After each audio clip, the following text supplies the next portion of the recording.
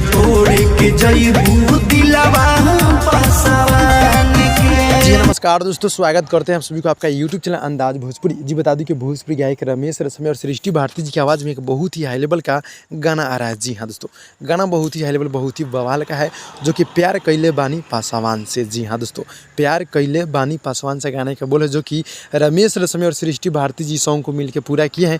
और गाना कल सुबह 6:15 पे रमेश रसमे ऑफिशियल से देखने को मिल रहा है। जी हाँ दोस्तों, गाना बहुत ही हाई लेवल, बहुत ही बवाल का है, जो कि गाना कल सुबह 6:15 में खुद उनके ऑफिशियल चैनल के माध्यम से देखने को मिलेगा। गीत को लिखे हैं सूरज सोनालिका जी और म्यूजिक है एन के वर्मा जी का। जी हाँ दोस्तों, काफ़ी गजब की म्यूजिक एन के वर्मा जी देते रहते हैं। तो गाना कल सुबह 6:15 पे भोरे भोरे देखने को मिलेगा। आप सब तैयार हो जाएगा।